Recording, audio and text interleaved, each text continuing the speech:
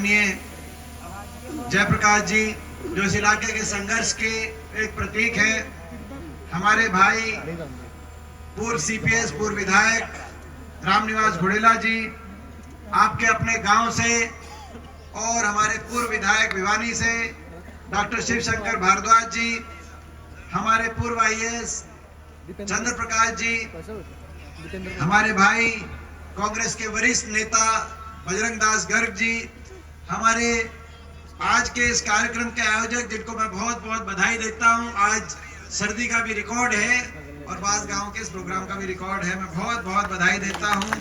हमारे भाई कुलवंत मोर जी, जो मेरे बहुत ही पुराने जो है साथी हैं, एक संघर्ष के साथी, इन्होंने सही कहा कि वही पहले जो है कि जो एमपी साहब पहले दिन से मैं समझता हूं कि जो है साथ चल रहा है, और मैं समझता हूं आखिरी दिन तक साथ रहेगा कुलवंत आपका। आपने इतना जो है ये हमारा आपका जो संबंध है वो ऐसा संबंध है कि ये जो हर तरह का अग्नि परीक्षा आपने और हमने उसमें दी, हर तरह का समय देखा है, सत्ता देखी है, विपक्ष देखी है, संघर्ष देखा है, और मुझे बड़ी खुशी है कि आज आपने ये कहा कि भाई कई दिन हो गए थे आप प्रोग्राम मांग रहे थे, तो आज आपने प्रोग्राम यहाँ पे हाथ से हाथ जोड़ो, पूरे गांव के सहयोग से और सभी पूरे इलाके के सहयोग से इतना अच्छा इतना सफल प्रोग्राम ऐसी सर्दी में, क्योंकि आज तड़के तो न्यू भी दिखता था कि पता है सूर्य तो निकलने को चांस ही नहीं था, भाई प्रोग्राम भी पूरा होगा कि नहीं होगा। लेकिन मैं बधाई देता हूँ बहुत बहुत आज के सफल प्रोग्राम से। आप सबका भी धन्यवाद करता हूँ मैं कि इतनी बड़ी संख्या में आप आए। जितनी सर्दी है उतनी जो है आपने गर्म जोशी से आशीर्वाद दिया और हमारा हौसला बढ़ाने का आपने काम किया। मैं आप सबका बहुत बहुत धन्यवाद। हाथ से हाथ जोड़ो प्रोग्राम कांग्रेस पार्टी का यहाँ पे आयोजित हुआ है, जब चुनाव का जो है चुनाव की बिगुल बज चुकी है, क्योंकि अब से 3-4 महीने के बाद लोकसभा चुनाव, 3 महीने के बाद, और उसके 4-5 महीने के बाद विधानसभा चुनाव 2023 अब के अंतिम, इस वर्ष के अंतिम क्षण बाकी है। 24 में प्रवेश करेंगे तो चुनावी वर्ष में प्रवेश, और बड़ा फैसला इस चुनाव में आपको लेना है कि कौन से बटन आप दबाएंगे कि आने वाला समय अपने इलाके का, अपने प्रदेश का अच्छा हो, भविष्य अच्छा हो। जो सरकार हरियाणा के अंदर है, क्या इसी सरकार को 5 साल और आप इनका लाइसेंस रिन्यू करें जैसे इन्होंने काम किए हैं, या आप हरियाणा में सत्ता परिवर्तन करें? तो आज ये फैसला आपके हाथ में है। इस समय ये हाथ से हाथ जोड़ो प्रोग्राम बड़े आशाओं के साथ ये सरकार बनी 2014 में, जैसे जयप्रकाश जी ने आपको बताया। प्रदेश में भी देश में भी बड़े बड़े नारे थे, अच्छे दिन आएंगे, महंगाई कम कराएंगे, किसान की आमदनी दुगनी कराएंगे, काला धन विदेशों से लाएंगे, बैंक खाते में 15 लाख आएंगे, डीजल पेट्रोल रसोई गैस सस्ता दिलवाएंगे, बड़े नारे थे। अच्छे दिनों के नारे पे सरकार आई। आपने बिना ये पूछे कि हरियाणा में किसके हाथ में कमांड जाएगी, भाजपा को मौका मिला प्रदेश की जनता के माध्यम से, खट्टर सरकार बनी। आज 9.5 साल इस सरकार को हो गए। तराजू पे तोल के रखने का समय आ गया है। इस सरकार ने हरियाणा के लिए क्या किया मुझसे ज्यादा आप जानते हो, और क्या नहीं किया मुझसे ज्यादा एक एक बात आप जानते हो। मगर इस बात की टीस दिल में जरूर है कि 10 साल की सरकार के लगभग कार्यकाल के बाद जो प्रदेश देश में 2014 में कांग्रेस पार्टी के राज के समय हुड्डा साहब के नेतृत्व में जो कांग्रेस सरकार रही, उस समय 2014 में जो प्रदेश देश में विकास में देश में नंबर 1 पे माना जाता था, विकास दर में हम देश में नंबर 1 थे, प्रति व्यक्ति आय में नंबर 1 थे, प्रति व्यक्ति निवेश में नंबर 1 थे, खिलाड़ियों के सम्मान में देश में हरियाणा की नीति सबसे अच्छी मानी जाती थी। 10 साल सरकार रही, किसान को आंदोलन करना नहीं पड़ा, कभी सड़क पे नहीं आना पड़ा। किसान के हकों के फैसलों की बात हो, चाहे 1600 करोड़ के बिजली के बिलों की माफी का उस समय फैसला आया हो, चाहे कोऑपरेटिव का 2200 करोड़ का कर्ज माफी का फैसला आया हो, चाहे काले कानून किसान की जमीन की नीलामी और गिरफ्तारी जब हुआ करती उसको खत्म करने की बात हुड्डा सरकार के समय चाहे हुई हो, ऐसे ही चाहे गरीब की कल्याणकारी योजनाओं की बात थी। देश में नंबर 1 पे हरियाणा 10 साल जब कांग्रेस की सरकार थी, ना देश में नंबर 1 पे माना गया। चाहे गरीब के 100-100 गज के प्लॉट की बात हो, 4 लाख परिवारों को, एससी वर्ग के हमारे भाइयों को 100-100 गज के प्लॉट मिले, बैकवर्ड के हमारे भाइयों को प्लॉट मिले, चाहे 2.5 लाख परिवारों को इंदिरा आवास योजना के माध्यम से मकान मिलने की उस समय बात आई हो, चाहे प्रदेश में 20 लाख बच्चों को स्कूल के अंदर पहली से 12वीं क्लास तक वजीफा देने की बात हो, चाहे पानी की पीने की टंकी टूटी की बात हो, चाहे राशन डिपो पे तेल, चीनी, दाल और अच्छी क्वालिटी के अनाज राशन डिपो से मिलने की बात हो, गरीब की चाहे योजना हो, चाहे देश में उस समय सबसे ज्यादा बुढ़ापा पेंशन हरियाणा के अंदर मिलता जब 10 साल सरकार थी। और सबसे बड़ी बात ये थी कि 10 साल तक किसी भी वर्ग को कोई धरना नहीं देना पड़ा। आप अंदाजा लगा सकते हैं, कोई आंदोलन नहीं है, ना कर्मचारियों को आंदोलन करना पड़ा, ना सरपंचों को आंदोलन करना पड़ा, ना किसान को आंदोलन करना पड़ा, ना जवान को आंदोलन करना पड़ा, ना गरीब को, ना मनरेगा को, किसी वर्ग को आंदोलन नहीं करना पड़ा। 10 साल किसी को सड़क पे आना नहीं पड़ा। 10 साल आपस में भाईचारे पे खरोच भी नहीं आई। हरियाणा में 36 बिरादरी के भाईचारा, जो देश में सबसे प्यारा भाईचारा हरियाणा का है, उस भाईचारे में कभी नुकसान नहीं हुआ। मगर उसके बाद ये सरकार आई, अच्छे दिनों का वायदा था। आज वो सरकार 10 साल के बाद उस प्रदेश को, जो देश में नंबर 1 विकास में था, इस सरकार में वो विकास में तो 17वें पायदान पे पहुंच गया। भारत सरकार के ये आंकड़े बता रहे हैं, लेकिन नंबर 1 अगर पहुंच गया तो आज बेरोजगारी में हरियाणा प्रदेश नंबर 1 बना दिया इस खट्टर सरकार ने। इससे बड़ी विफलता कोई हो ही नहीं सकती किसी सरकार की, जो दिल्ली के 3 तरफ बसा हुआ प्रदेश, देश में सबसे ज्यादा रोजगार दिलवाने वाला प्रदेश होना चाहिए था। आज उस प्रदेश में, देश में सबसे ज्यादा बेरोजगारी भारत सरकार ही बता रही है। हर घर में एक पढ़ा लिखा नौजवान, शिक्षित नौजवान, आज बेरोजगारों की फौज खड़ी हो गई हरियाणा प्रदेश में। ना तो प्राइवेट के अंदर कोई उद्योग लगा, ना कोई सरकारी नौकरी उस अनुपात में हरियाणा में मिल पाई।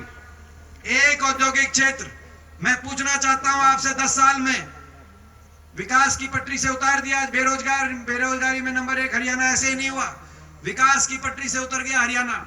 अभी हिसार की बात कर रहे थे जयप्रकाश जी। एक मैं पूछना चाहता हूं, जो हमारी सरकार थी, चाहे लाला लाजपत राय यूनिवर्सिटी बनी हो, चाहे थर्मल का कारखाना बनाओ, चाहे औद्योगिक क्षेत्र बनाओ, चाहे ये 4 लेन हाईवे सीधा जोड़ने का काम, दिल्ली से डबवाली तक का 4 लेन का हाईवे आया हो, आपको याद होगा रेल रोड रैली मैंने करी थी, रेल रोड रैली यहाँ पे हांसी के अंदर। मल्लिकार्जुन खड़गे जी जो भी उनको लेके आए थे, सीधा रेल की लाइन हांसी से महम होकर रोहतक, ताकि सीधा अपनी रेल की लाइन बने या 4 लेन हाईवे बने। कहीं थर्मल का कारखाना, कहीं विश्वविद्यालय। मैं पूछना चाहता हूं आपसे, 10 साल इनको हो गए, एक कोई औद्योगिक क्षेत्र, एक कोई यूनिवर्सिटी, कोई एक बड़ा काम, कोई थर्मल का कारखाना हिसार में, मैं केवल हिसार की पूछ रहा हूं, एक कोई काम कोई किया बड़ा कारखाना? मैं पूछना चाहता हूं आपसे, एक 10 साल केवल हिसार ही नहीं। हम सवाल पूछते हैं खट्टर साहब से, आपको 10 साल हो गए, हमारे समय हरियाणा में 250 किलोमीटर रेल की लाइन बिछी, आप बताए 1 इंच भी नहीं बिछाई हो। तो कांग्रेस की सरकार थी, हरियाणा में 81 किलोमीटर मेट्रो आई, गुड़गांव, फरीदाबाद, बहादुरगढ़ 3 शहर मेट्रो से जुड़े। कोई आपने मेट्रो को 1 इंच भी आगे बढ़ाने का काम किया हो? 4 थर्मल के कारखाने लगे, एक खेदड़ में, झज्जर में, यमुनानगर में, कानपुर में। आपके समय एक कोई बिजली पैदा करने का कारखाना 10 साल में लगाओ। हमारे समय 6 IMT औद्योगिक क्षेत्र, बहुत बड़े इंडस्ट्रियल मॉल टाउनशिप पूरे हरियाणा के अंदर लगे। आपने कहा कि हमें एक्वायर ही नहीं करेंगे जमीन। अगर जमीन एक्वायर नहीं करेंगे, उद्योग कहां से लगेंगे? उद्योग नहीं लगेंगे, नौजवानों को अच्छे रोजगार प्राइवेट सेक्टर के अंदर कहां से मिलेंगे? एक औद्योगिक क्षेत्र आपके समय लगाओ तो बताओ। हमारे समय 4 लाख SC वर्ग के बैकवर्ड भाइयों को 100-100 गज के प्लॉट मिले। खट्टर साहब, हम पूछना चाहते हैं, 10 साल में आपने 1 इंच भी, एक परिवार को एक प्लॉट भी किसी गरीब आदमी को हरियाणा में देने का काम क्यों नहीं किया? हम पूछना चाहते हैं। विकास की पटरी से, जब कांग्रेस पार्टी की सरकार थी, पूरे प्रदेश में लगभग 500 से ज्यादा ग्रामीण स्तर के स्टेडियम बनाए गए थे। आपके समय एक भी कोई स्टेडियम बनाओ किसी गांव के अंदर? हम पूछना चाहते हैं, उस समय 750 खिलाड़ियों को सीधा अलग अलग अच्छी पोस्ट पे नियुक्तियां दी गई थी, ताकि पदक लाओ, पद पाओ, खिलाड़ी हमारा मान सम्मान बढ़ाए। हम पूछना चाहते हैं, एक हमारी खिलाड़ी को आपने कोई नियुक्ति पत्र, साक्षी मलिक हमारी बेटी आज से 6 साल पहले ओलंपिक में मेडल लेके 2 ही मेडल आए थे ओलंपिक में, पीवी संधू का, साक्षी मलिक का, पिछले ओलंपिक की मैं बात कर रहा हूं। आज तक उनको कहीं आपने नियुक्ति नहीं दी। इस ओलंपिक में हमारे जो मेडल आए 6, उसमें से 4 हरियाणा के हैं, चाहे नीरज चोपड़ा, चाहे बजरंग पुनिया, चाहे रवि दहिया, आपने उनको आज तक नियुक्ति नहीं दी। हमारे समय 750 खिलाड़ियों को नियुक्ति देकर देश में हरियाणा का नाम, हमारे खिलाड़ियों का गौरव हुआ था। आपने तो उन खिलाड़ियों को नियुक्ति तो छोड़ो, उनका कैसा अपमान किया आज पूरे देश ने देखा। हम पुनः आते हैं, इन्होंने ना तो हिसार में कुछ किया, ना हरियाणा में कुछ किया, विकास की पटरी से उतार दिया हरियाणा को। इसीलिए देश में सबसे ज्यादा बेरोजगारी, ना प्राइवेट सेक्टर के अंदर नौकरी, ना सरकारी क्षेत्र के अंदर नौकरी। ये भी एक और मैं कहना चाहता हूं, सरकारी क्षेत्र में 2 लाख नौकरी खत्म कर दी सरकार ने। या तो नौकरियों को समाप्त कर रहे हैं क्योंकि बड़े उद्योगपति समूहों के हवाले देश की संपत्तियां करने का काम सरकार कर रही है, और या फिर अगर समाप्त नहीं कर रहे तो उनको कच्चों में बदलने का काम कर रहे हैं। जय जवान जय किसान का नारा था, ना तो जय जवान छोड़ा, अग्निपथ योजना ले आए, कच्ची कर दी फौज 4 साल में वापस, और ना जय किसान छोड़ा। किसान आंदोलन में 750 किसानों की जान चली गई। किसी दुनिया के इतिहास में इस तरह का किसान आंदोलन नहीं हुआ आपके सामने। और ना जय नौजवान छोड़ा, देश में सबसे ज्यादा बेरोजगारी कच्चों में बदल दी। कहीं अग्निपथ योजना ले आए, कहीं हरियाणा कौशल निगम के माध्यम से बिना रिजर्वेशन के बैकडोर से कच्चों में, जिनकी कोई सरकार के अंदर पक्की नौकरी का कोई, और पूरे 5 साल एक और काम करते हैं, ये नौकरी निकालते हैं, पहले तो खत्म कर देते हैं, 2 लाख पद खत्म कर दिए, और कुछ नौकरी जो निकलती है 4 साल तक जो नौकरी निकलती है, या तो भर्ती घोटालों की, पेपर लीक घोटालों की भेंट चढ़ जाती है, एक आधी लिस्ट आती है, तो हरियाणा से ज्यादा उन लिस्टों में हरियाणा के बाहर के नौजवानों का नंबर आता है। मैं पूछना चाहता हूं सरकार से, 2019 में आपको याद होगा एसडीओ की लिस्ट आई, देश में इतिहास में किसी प्रदेश में ऐसा नहीं हुआ होगा, हरियाणा में हुआ। 80 में से 78 बाहर के, हरियाणा के 2 केवल एसडीओ लगे। उसके बाद 2021 में एसडीओ इलेक्ट्रिकल की लिस्ट आई, 99 में से 77 बाहर के, 22 हरियाणा के लगे। उसके बाद इस साल अभी असिस्टेंट प्रोफेसर टेक्निकल की लिस्ट आई, 156 में से 53 हरियाणा के, 103 बच्चे बाहर के लगे। अभी एचसीएस की लिस्ट आई, 36 बाहर के एचसीएस लग गए। एडीओ की लिस्ट आई, एडीओ की लिस्ट में तो 80% पदों पे कोई लगाया ही नहीं। जो भी एक लिस्ट आई आपने देखा, ये बाहर से बच्चे लग रहे हैं चारों साल। यहां तक कि बनाने जो एचपीएससी है, हरियाणा पब्लिक सर्विस कमीशन, उसके चेयरमैन भी आपको हरियाणा की 3.25 करोड़ जनता में से एक कोई पढ़ा लिखा आदमी ऐसा सक्षम नहीं मिला। और पूरे देश का इतिहास बन गया कि पूरे देश में एक हरियाणा प्रदेश में जो बच्चों को लगाने वाला जो कमीशन है, उसका चेयरमैन भी बाहर दूसरे प्रदेश से, आपने झारखंड से लगाने का काम किया। हरियाणा के बच्चे जो पढ़े लिखे शिक्षित बच्चे, वो कहाँ जाएंगे? मैं पूछना चाहता हूँ, किसी दूसरे प्रदेश में तो हरियाणा के बच्चों को अवसर मिलता नहीं। वहां तो नियम है हरियाणा, राजस्थान जैसे प्रदेशों में कि 1% से ज्यादा बाहर के बच्चे लग ही नहीं सकते। लेकिन हरियाणा के बच्चों की लिस्ट, आपका बयान था खट्टर साहब कि हरियाणा वाले कंधे से ऊपर कमजोर हैं, ऐसा बयान और देने वाले व्यक्ति या हरियाणा के मुखिया है। और आप अपने बयान को इन लिस्टों के माध्यम से, जो बच्चे हरियाणा के यूपीएससी में टॉप करते हैं, हरियाणा में 4 साल तक नंबर नहीं, आखिरी साल ग्रुप डी निकालते हैं। पिछली बार भी 2019 के इलेक्शन से पहले ग्रुप डी निकाली, आखिरी साल ग्रुप डी निकालते हैं और कहते हैं कि खर्ची पर्ची। और फिर इस बार भी 4 साल तक, इसीलिए अनएम्प्लॉयमेंट, इसीलिए बेरोजगारी सबसे ज्यादा, आखिरी साल फिर ग्रुप डी निकाली। बच्चों के रोजगार में भी वोट देख के हिसाब से अपने रोजगार निकालने का काम करते हैं। और फिर मैं पूछना चाहता हूं, पर्ची खर्ची की बात करने वाले खट्टर साहब, आप ये बताओ, वो बाहर से कौन सी पर्ची है जो आपके पास आती है? बाहर से कौन सी पर्ची आपके पास आती है जो हरियाणा के बच्चों को, हरियाणा की नौकरियों में उनका नंबर नहीं लगता? आज बेरोजगारी में हरियाणा नंबर 1, आज महंगाई में सीटी का, सीटी का जो भाई कह रहा है, उसमें क्या, आज बेरोजगारी ऐसी कि हरियाणा का नौजवान या तो बेरोजगारी से हताशा का शिकार, निराशा का शिकार, कहीं डिप्रेशन का शिकार, कहीं नशा बढ़ गया, हरियाणा में पहले नहीं हुआ करता, कहीं अपराध बढ़ गया, और कहीं घर बार बेचकर, अपना गिरवी लेकर, घर बाई बेचकर, और डंकी के रास्ते और जान हथेली पे रख के विदेश की तरफ अपना भविष्य खोजने पे। और विदेश में अमेरिका होके आया, एक गांव से 50-50, 100-100 बच्चे एक गांव से वहां पर, और एक बार चले जाओ तो 20 साल तक वापस नहीं आ सकते, 15 साल तक नहीं आ सकते वापस, क्योंकि कागज वहां पे जाके ऐसी स्थिति वहां पे ये स्थिति होगी। सबसे ज्यादा पलायन आज हरियाणा से हो रहा है। खट्टर साहब ये आपकी देन। देश में बेरोजगारी में नंबर 1 हरियाणा बना दिया आपने। देश में महंगाई में नंबर 1 हरियाणा। सबसे ज्यादा कर्ज, सबसे महंगी बिजली, क्योंकि अदानी से बिजली समझौता हमारे समय का रद्द करके आपने महंगा समझौता करवा दिया। सबसे महंगी बिजली आज हरियाणा में। बिजली के बिल मैं पूछना चाहता हूं आपसे, बिजली के बिल कितने आ रहे हैं आपको, मैं पूछना चाहता हूं। देश में सबसे महंगी बिजली, सबसे महंगा डीजल, पेट्रोल, रसोई गैस का सिलेंडर कहीं है तो हरियाणा के अंदर। सबसे ज्यादा महंगाई, सबसे ज्यादा बेरोजगारी और सबसे ज्यादा भ्रष्टाचार। भ्रष्टाचार के आधार पे सरकार बनी है, इसीलिए हम लड़ाई लड़ रहे हैं सरकार से, क्योंकि लोग नहीं चाहते थे सरकार को दोबारा बनाना। आपको याद होगा पिछली बार 2019 में लोकसभा में तो हम सारी सीट 10 की 10 सीट हार गए थे, लेकिन विधानसभा का जब नंबर आया तो बीजेपी ने नारा दिया, खट्टर साहब ने नारा दिया 75 पार। दिया था कि नहीं दिया था, मैं पूछना चाहता हूं। नारा दिया था बीजेपी जाएगी 75 पार। दूसरा नारा आ गया, दूसरा नारा आ गया जेजेपी पार्टी ने, दुष्यंत चौटाला ने, खट्टर साहब ने नारा दिया बीजेपी जाएगी 75 पार। जेजेपी पार्टी ने नारा दे दिया, बीजेपी ने भेजो जमुना पार। दिया था कि नहीं दिया था नारा? बोला भाई जाओ भेज जमुना पार। एक क्या करता 75 पार, दूसरा कह गया जमुना पार। इलेक्शन का नतीजा आते दोनों बन गए जमा पक्के यार। यह बात बनी कि नहीं बनी? बन गए पक्के यार और बना दिए लोगों ने, नहीं बनाई ये सरकार। विश्वासघात से बनी है ये सरकार। इस बात का दिल में दर्द है। 14 मंत्री थे इस सरकार के, 14। अगर 50 लोग इस सरकार से खुश होते 75 पार के नारे में, तो 14 में से 12 मंत्रियों को नहीं हराते। 12 मंत्रियों को लोगों ने दोबारा विधानसभा नहीं भेजने दिया।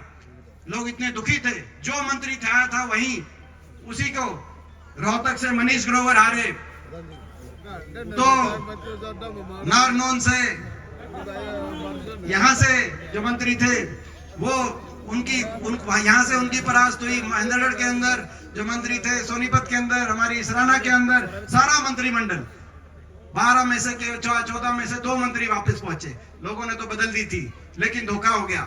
जिस दिन नतीजा आया, मैं आपको याद दिलाना चाहता हूं, उस दिन मैं दुष्यंत चौटाला से पूछना चाहता हूं, आपने कैसा धोखा दिया ये लोगों को? आपने जब नतीजा आया तो उचाना में आपने लोगों से पूछा था कि क्या करना चाहिए, और लोगों ने एक स्वर में कहा था कि कुछ भी करना, लेकिन बीजेपी का साथ ना देना। कहा था कि नहीं कहा था, मैं पूछना चाहता हूं। उचाना के लोगों ने कहा, आपने जमुना पार पे नारे मांगे, के वोट पे, नारे पे वोट मांगी, और उसके बाद उचाना में ये बात कही। उचाना से जब आप चले, जब ये दुष्यंत चौटाला चले उचाना के अंदर, जींद में पहुंचे, जींद में प्रेस कॉन्फ्रेंस करी कि मैं उसका समर्थन करूंगा। बात वहीं बदल गई थी। जींद में जाके प्रेस कॉन्फ्रेंस करी कि मैं उसका समर्थन करूंगा जो 5100 पेंशन देगा और 75% फैक्ट्रियों में नौजवानों को रिजर्वेशन देगा। ना तो 75% रिजर्वेशन हुई, ना वो 5100 पेंशन हुई। आई की नहीं है, वो 5100 पेंशन आई है क्या किसी के? जींद में आपने कहा 5100 पेंशन जो देगा, जो राष्ट्रीय दल, उसको समर्थन देंगे। हमने 31 विधायक लेकर दिल्ली में, हुड्डा साहब ने 31 विधायक,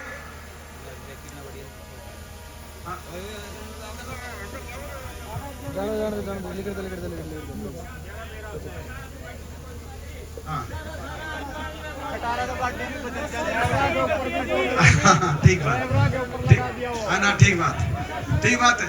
तो क्या बोला 5100 पेंशन कि 5100 पेंशन जो देगा उसको समर्थन दे दूंगा। हमने दिल्ली में प्रेस कॉन्फ्रेंस करी, क्या 31 विधायक, कि भाई आप हमारे साथ आओ, कांग्रेस के मैनिफेस्टो में है, हम हमारे घोषणा पत्र में है, हम 1 नवंबर 2019 यानी कि हम 1 हफ्ते बाद दे देंगे 5100 पेंशन, क्योंकि हमारे में तारीख लिखी हुई, अगले हफ्ते दे देंगे, आप हमारे साथ आओ।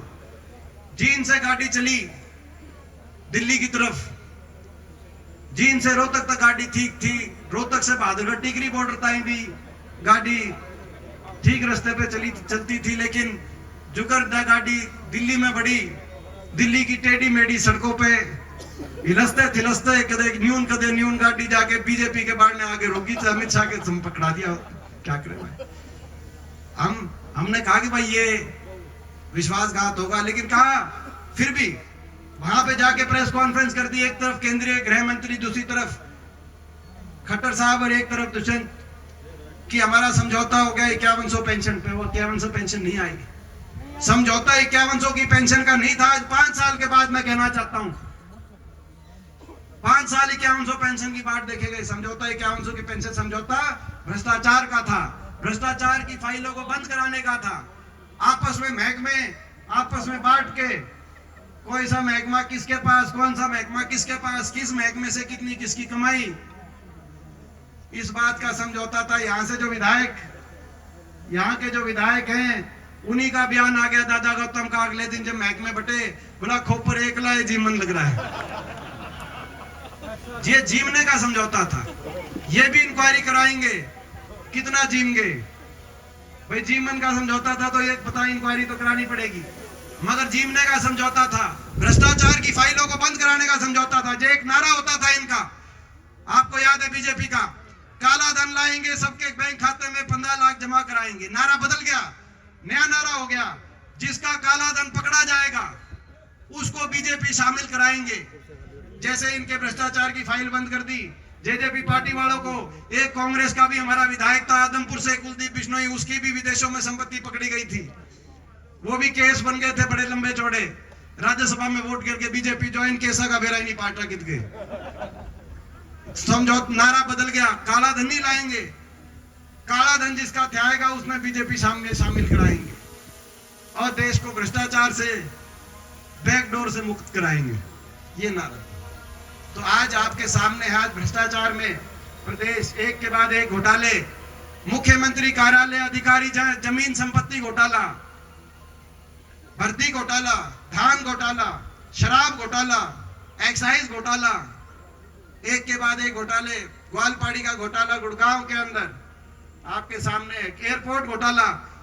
ये जो एयरपोर्ट है ये घोटाला, ये प्रेस वाले निकालते नहीं है, लेकिन ये हिसार में एयरपोर्ट के आसपास की क्या जमीन है, ये रजिस्ट्री भी आप निकलवा के देख लेना क्या चल रहा है। मगर हम तो लड़ाई लड़ते हैं।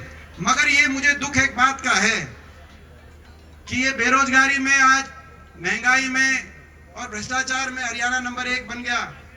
इसकी तो टीस है, लेकिन दुख इस बात का है कि सरकार के अहंकार में भी नंबर 1 बन गया हरियाणा। इतना घमंड, काम कुछ किया नहीं मगर घमंड इतना, हर वर्ग का अपमान करने का काम किया। किसान आंदोलन में 1 साल तक किसान बैठा रहा, किसान पे इतना अत्याचार, 750 किसानों की जान चली गई, 750 किसानों के घरों के चिराग बुझ गए, घर बर्बाद हो गए। लेकिन आज तक किसी बीजेपी के किसी छोटे से छोटे पदाधिकारी ने ये नहीं कहा कि भाई हमें दुख है, हम सहानुभूति प्रकट करते हैं। सहानुभूति प्रकट करने की एक लाइन आज तक किसी बीजेपी की तरफ से नहीं आई। क्या ये किसान देश के नागरिक नहीं थे?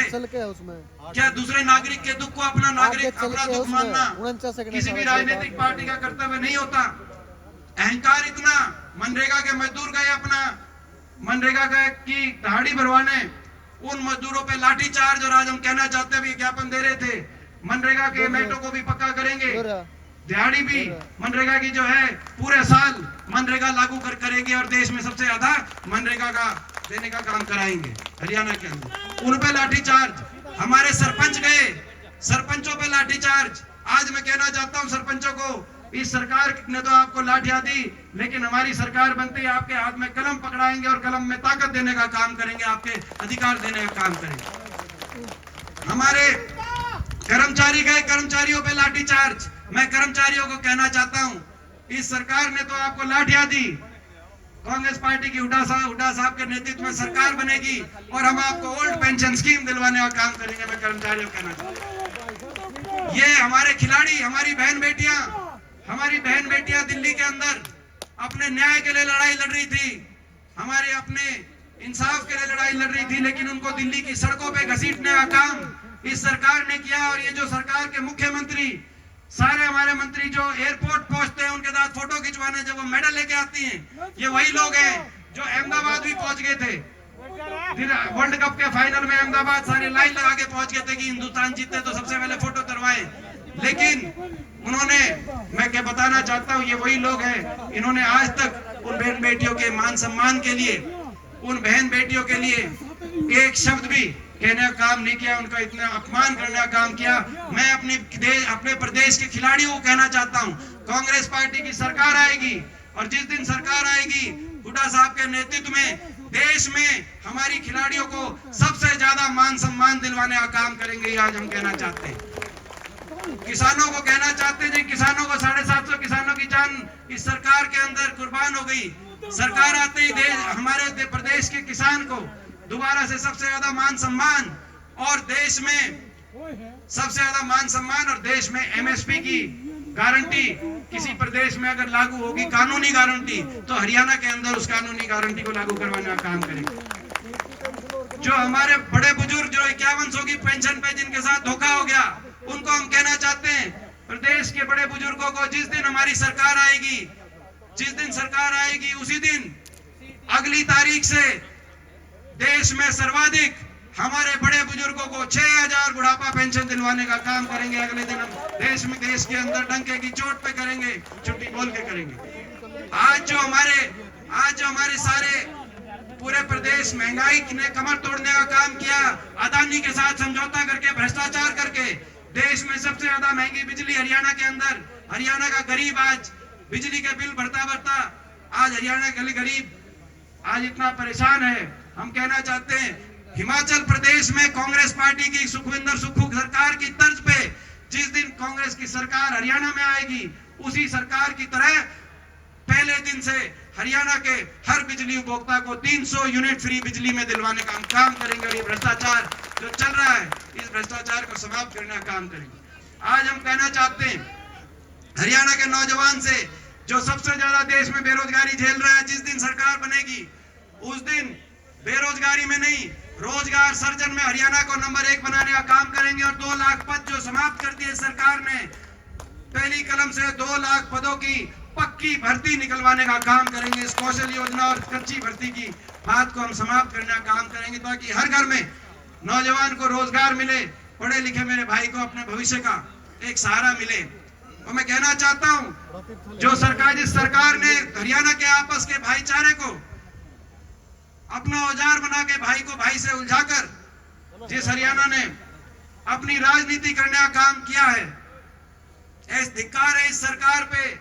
मैं कहना चाहता हूं, चुनौती के साथ जिस दिन हरियाणा में आपकी सरकार बनेगी, हरियाणा के 36 बिरादरी के भाईचारे को चट्टान की तरह आपस में प्यार और प्रेम और आपस का भाईचारा सबसे मजबूत बनाने का हम काम करेंगे। ये आज हम कहना चाहते हैं। मैं ये भी कहना चाहता हूं, भाई कह रहा सिलेंडर, भाई को सारी चीजें याद हैं। जब हमारी सरकार थी तब सिलेंडर कितने का था भाई?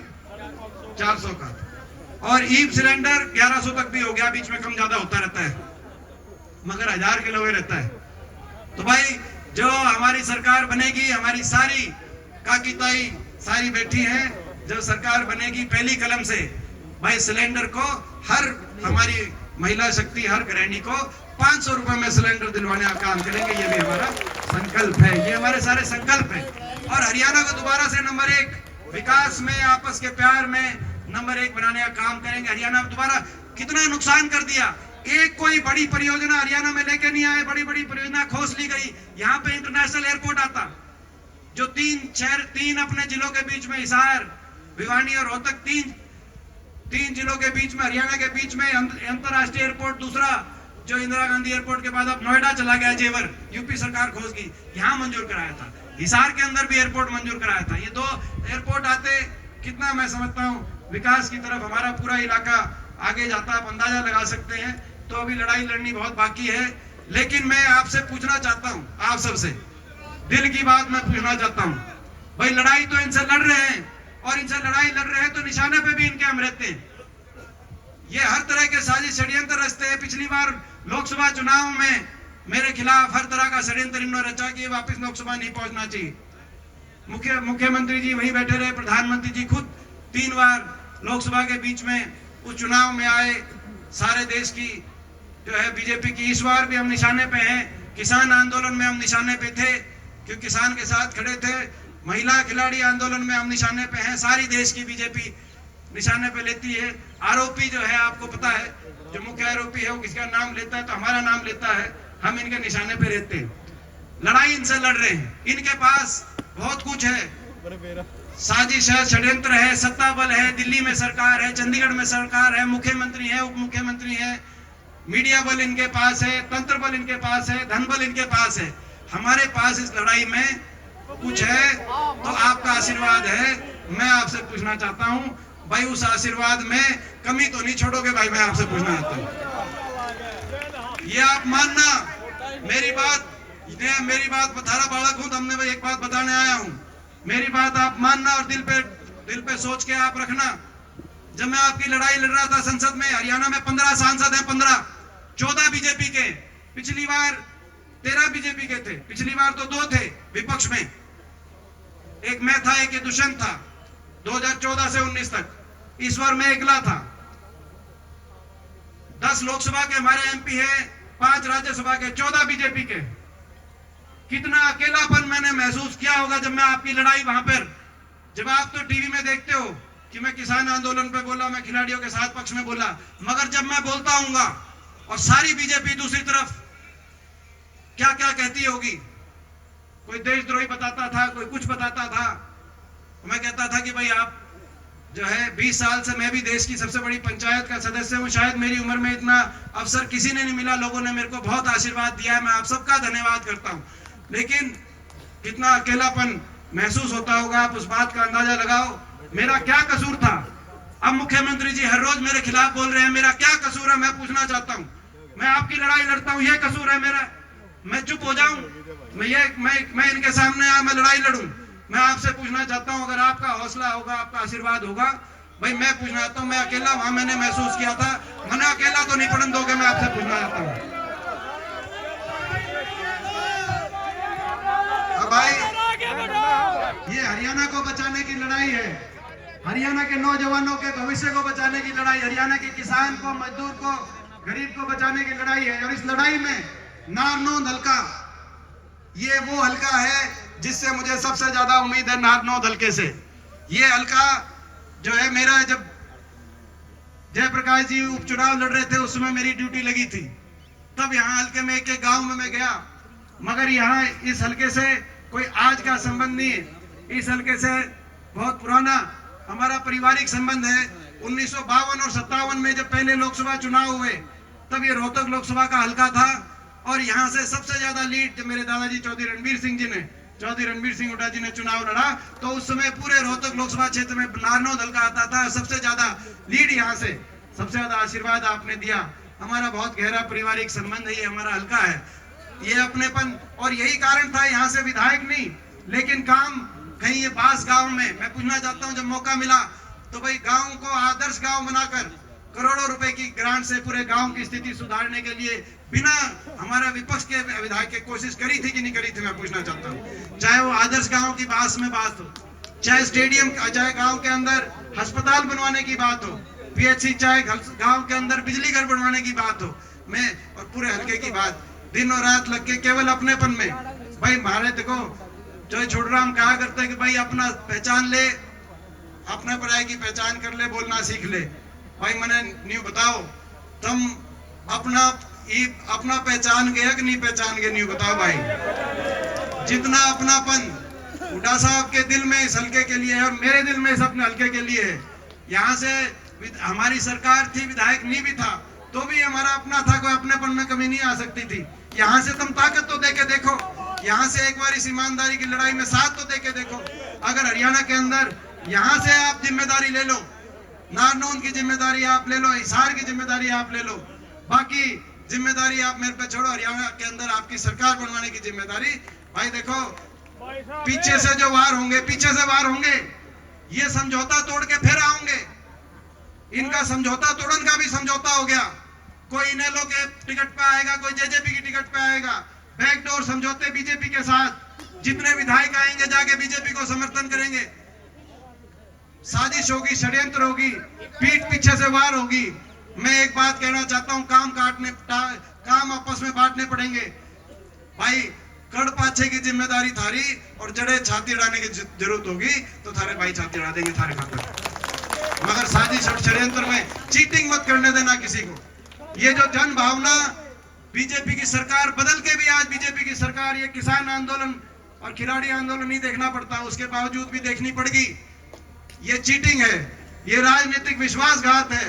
कल को मैं कुछ कह रहा हूं आपसे, मैं कह सकता हूं कि भाई कल मेरा स्टैंड कुछ और होगा, तो उसका क्या कौन जवाब है? फिर उसका कोई, मैं समझता हूं कि ऐसी राजनीति आज कोई बात नहीं, अकेले लड़ाई लड़नी पड़ी है, लेकिन अपना सर उठा के लड़ाई लड़ी है। किसी के सर सामने सर ये झुक नहीं सकता, कदम पीछे हट नहीं सकता। मैं आपसे कहना चाहता हूं भाई, ये चीटिंग वालों को, भाई पीछे से कोई चीटिंग करना है, मेरी बात समझ गया कि नहीं समझ गया जो मैं कह रहा हूं? क्योंकि ये चीटिंग करके, ये खट्टर सरकार, ये इसी उसमें है कि भाई क्यों कर चीटिंग करके दोबारा से इनने भी बेरा है कि भाई अगर सारे प्रदेश का किसान, मजदूर, नौजवान, कर्मचारी, व्यापारी अगर एक साथ चलेगा तो कोई रोक नहीं सकता प्रदेश में बदलाव के, लेकिन चीटिंग करने की कोशिश कर सकते हैं। तुम चीटिंग तुम मत करने देना, बाकी लड़ाई दिन और रात लगे हुए हैं, बाकी लड़ाई तुम चिंता मत करना।